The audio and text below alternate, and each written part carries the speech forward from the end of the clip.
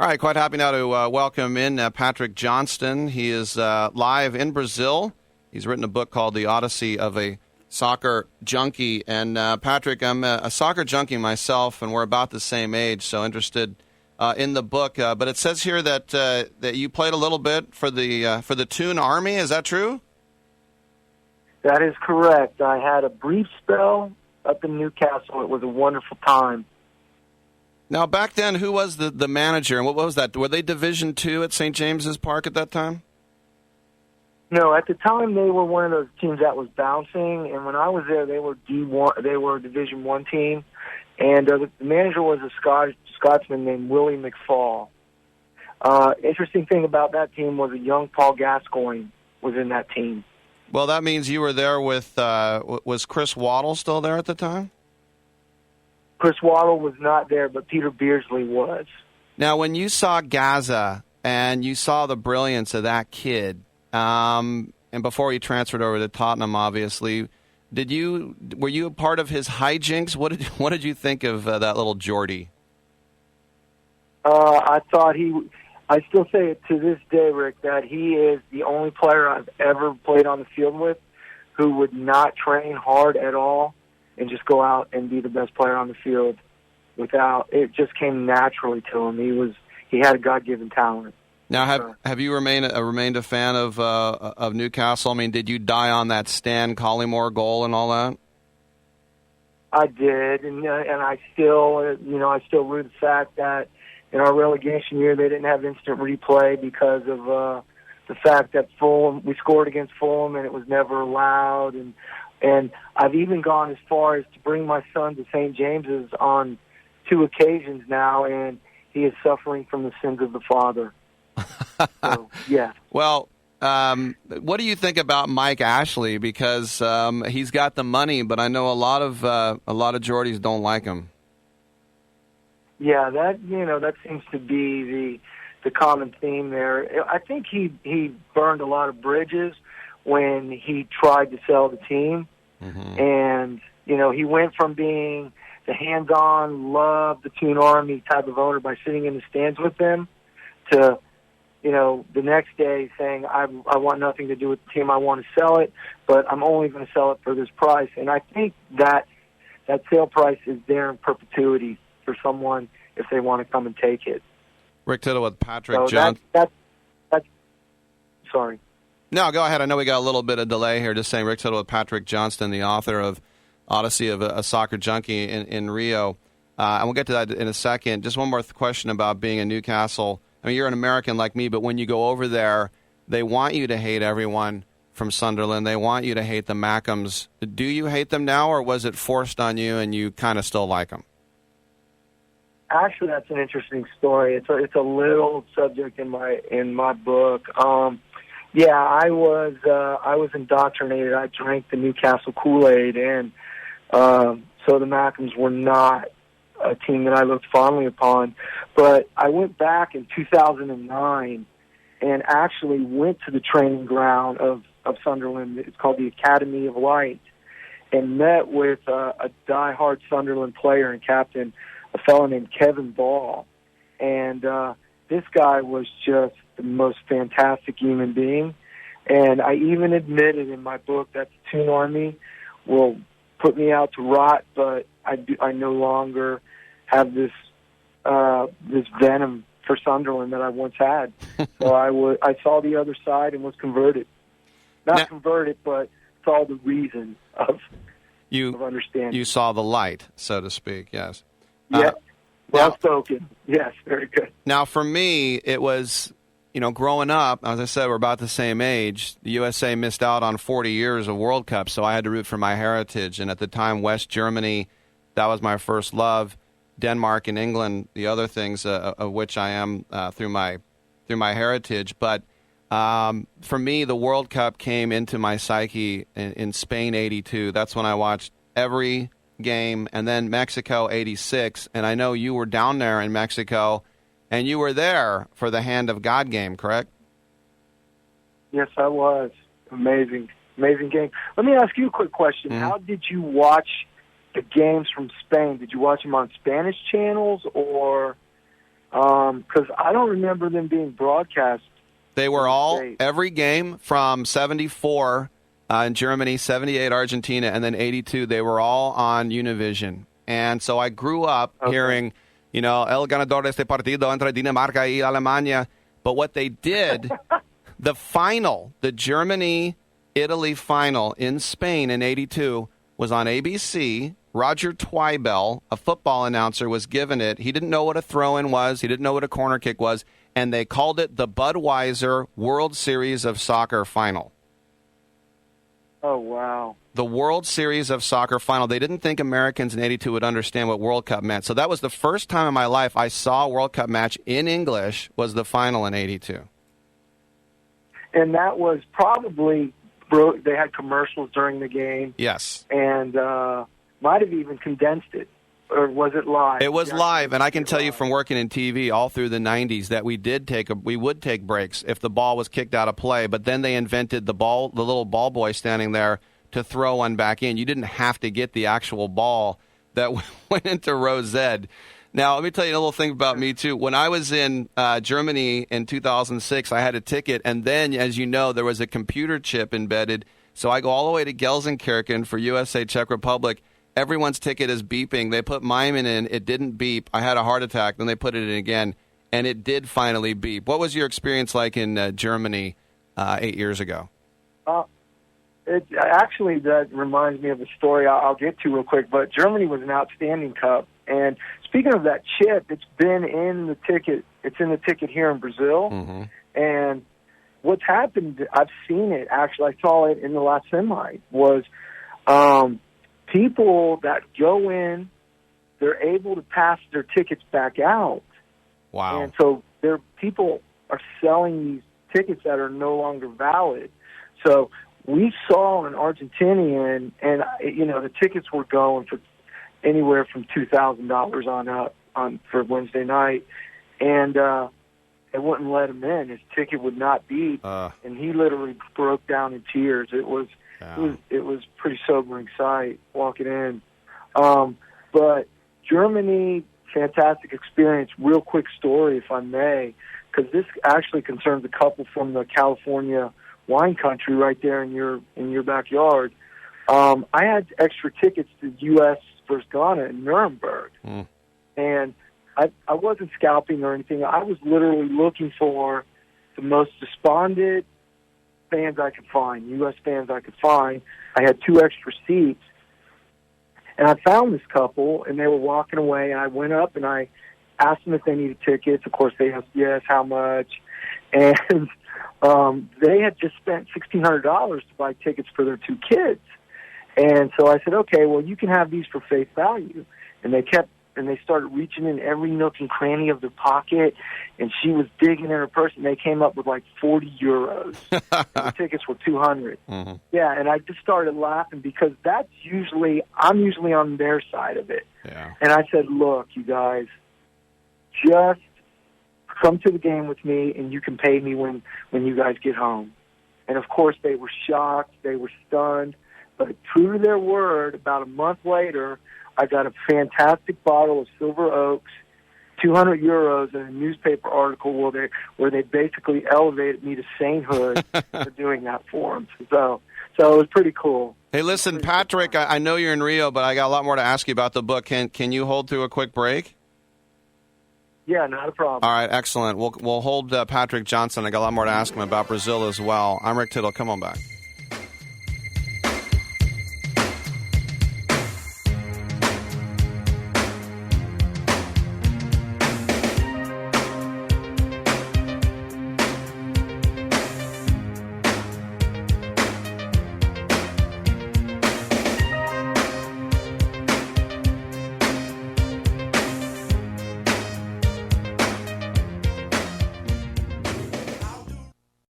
Welcome back to Sports Byline. Rick Tittle with you, coast to coast, border to border, around the world on the American Forces Radio Network. Quite happy to welcome back Patrick Johnston. He's held through the break. He's written a new book called The Odyssey of a Soccer Junkie. And before we get to Brazil, let's talk a little bit about USA 94. I worked at the Media Center down at Stanford, and I got to go to all the games there, and I got to meet so many great old stars from the past and so many media members that I've seen on TV, and I've always said it was the best 3 weeks of my whole life. What was your USA 94 experience like? I did not go to a game. That's the only World Cup since Mexico in '86 I did not attend a game. Are you telling me the irony of an American who goes to all these World Cups, and you're telling me you didn't go to the one that was most easiest to attend? I think that's exactly why I didn't go.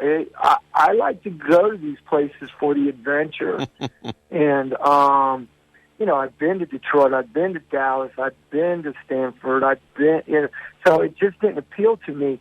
Now, I must admit, too, another consideration that really sidelined me is our country was too vast to really, I think, get the flavor the way I was used to it. Yes. Because I like a game every day, etc.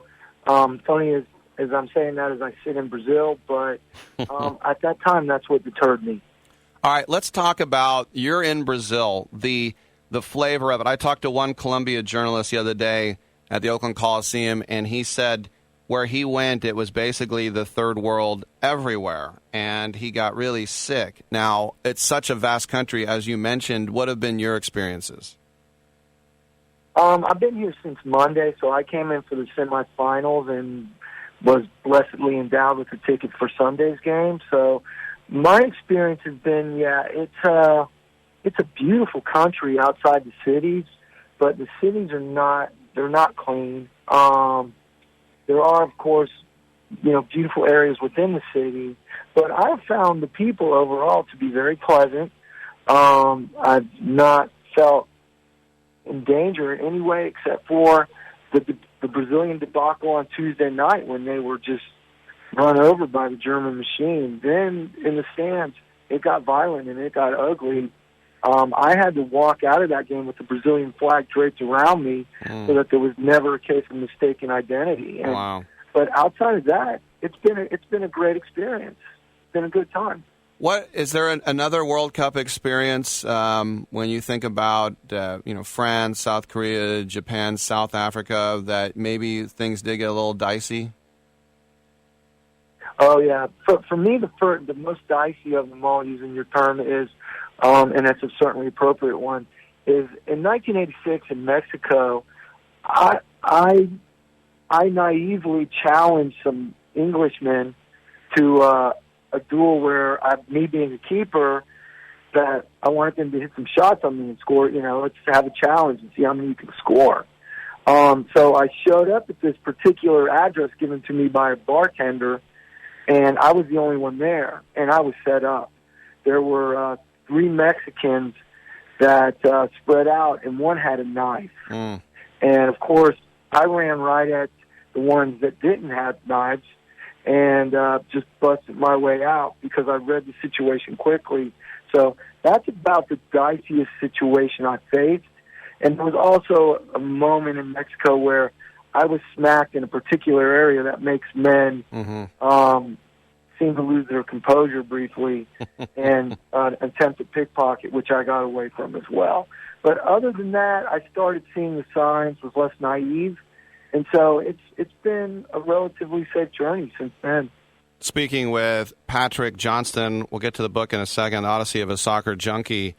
And the great thing for the World Cup for me is I don't have some of the same biases that I do here. Like, growing up as a Raider fan, I hate all these other teams. As an A's fan, I hate all these. But when it's the World Cup, I can actually sit through a match with 2 teams that I care nothing about and really enjoy it. So with that being said, have you gone to a match where you were pleasantly surprised or saw a great moment? Because for me, that match was the last game of the first round at Stanford was Russia-Cameroon. Both had already been knocked out, but I saw Oleg Salenko score 5 goals, tying the record. I saw Roger Mila score a consolation goal for Cameroon, becoming the oldest man ever to score. So 2 record breakers in that game, a game that I thought was going to be a snoozer. Right. So was I pleasantly surprised at a match? Is that because there's all kinds of surprises that have been thrown upon me. I'll tell you one surprise that sticks with me, and I'll never forget it, is, growing up in South Florida and you growing up in whatever area, one of the things I talk about in the book is how our country is because it's a melting pot, we're the only country I know where we can go to a game that we're hosting and we'll be the minority in the stands, us being those cheering on the Americans. Mm-hmm. So it became commonplace to see that. Now, in Germany in 2006, were you at the game at Kaiserslautern against the Germans? No, I didn't. Against the Italians. No, I didn't get to that one. I didn't get to see Rossi bloody McBride's nose. I didn't get to see that. I was in Gelsenkirchen where we lost to the Czechs 3-0. That was the only game I got to go to. Okay, because at that game in Kaiserslautern, at the Fritz Walter Stadium, I believe it's called, the American crowd was unbelievable. We owned the stands. It was easily 80% pro-American, which was a shocker because we're not the most popular with, the rest of the world in many ways. And, a big factor was that I believe it's called the Manstein Air Force Base very close by, so a lot of the military came out, and it was just an unbelievable display of American support. And so there was a real pleasant surprise for me. Now, there's been many games I've seen that I just couldn't believe the level of play, probably in every cup. In truth, the games that I've been the most disappointed in are the most recent. Looking at the two semifinals in Brazil, neither one has been a particularly good game. So I'm hoping for the final, to remedy that situation. Well, you know what, too? It's funny you mention that because now the Americans, we travel more well than any other country. And the first World Cup to ever sell out was USA 94. I look at Italia 90, almost every stadium outside the final was half empty. I've seen a lot of Brazil matches this year where the stadia were half empty. And I think a lot of times when you put it, and a lot of it had to do with USA 94, is we're event hogs. We want to go. Even people who weren't soccer fans were asking me for tickets because it was the thing to do.